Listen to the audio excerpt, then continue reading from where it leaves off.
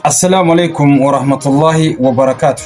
أكم جرتان دقيفتوتا هردفتوتا يفسانا تيوب نجيني كوبك مجرتين تسنارك أو سنين جتشا أرأن تنس قبي أدى كاباني دفني جرا حاجة دوما قبي كنتين هردفان أفيرا كين ياديو قباتان كرا كومنتي جلتين مكاهون إرام فتنا فيديو كنا شير لايك سبسكرايب لينكي قبا كنا جيرون سينتاني سبسكرايب جوتشوس إندن ديتا يو فتن إيسو دن ديتاني أرأن تنا قبي أدى كتا توقفا اتفوفا كأبتو متي اتفوفا كتا توقفا قبل نفني جرا كتا توقفا كيستي كان اسنين يسونو واي جيرين ألا ما وجين كول قبتو وان دبيفنيف وان أرجنرا كان اسم برانجينو تا كتا توقفا كيستي كان قبل نفني واي كلنسا أكسجيني جدمون كلنسي أكسجيني كوني مالي أكسجيني namni parsantii meeqatu dachiitan irra jira nama meeqatu itti fayyadama namni umrii daa'imummaatti parsantii meeqa hargana jeddu galeessatti hoo dargaggummaatti hoo hagami waan jedhu viidiyoo kana keessatti bal'inaan irraa barattan jennee yaanna viidiyoo kana kara kan isin dhiyeessinu haalos tokko isin agarsiisa kara suura sagaleetiin haga dhumaattiin hordofa ميسين سهاراتان فولو سنين جنة إن شاء الله كان لتي دومان غرا برنوتا كينا ترى نهردفا ترتي انترو دقيقة مراسا بودو لدى نهردفا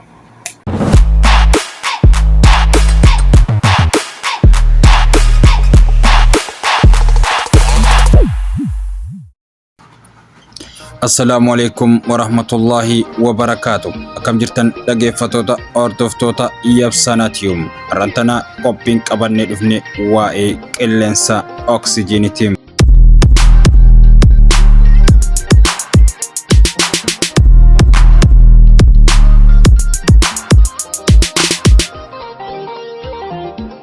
هوا أنكون هدون غوتا مجرام دقافي مكني bineensotaa fi bineeldonni biqilootaa fi ilbiisota garaagaraatiin guutamee jira. Uumamni kun bakka lamatti qoodamam. Uumama lubbuu qabuu fi uumama lubbuu dhabeeyyiidha. Uumamni lubbuu qabu hundi qilleensatti haajamu.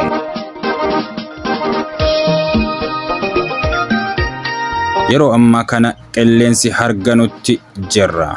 garuu argansuu irra jiraachuu keenya qoba hin qabnu qilleensa harganuu karoora jireenyaa keessatti hin jiroom garuu isa malee jiruun hin jirtu daa'imman haaraa dhalatan daqiiqaa tokko keessatti yeroo 30 hanga 60 harganu daa'imman harma gu'an ammoo daqiiqaa tokko keessatti yeroo 20 hanga 30 harganu ijoollee fi dargaggeeyyiin daqiiqaa tokko keessatti yeroo 12 hanga 20 harganu kana jechuun namni tokko avreejiidhaan guyyaa tokko keessatti yeroo 17 hanga 30 hargana haala kanaan namni tokko waggaa tokko keessatti yeroo miliyoona 6 hanga miliyoona 11 hargana jechuudha baay'inni namoota dachee addunyaa tana irratti argamanii biliyoona 7.5 caalam qilleensa nama kana hundaaf barbaachisuuf mootummaan baajata baasu tokkollee hin qabu fedha isaatiin rabbiin kenna rahmata isaa nuuf arjoome qilleensi kun oksijiinii jedhama garuu hangam keenyatu waa'ee qilleensa kana beeka qilleensa hedduu hawaa kana keessa jiru keessa oksijiiniin 21 ni ta'am kanaafan gaasiiwwan birootiin waa'ee gaasiiwwanii yeroo biraa kan isin biraan gennu ta'am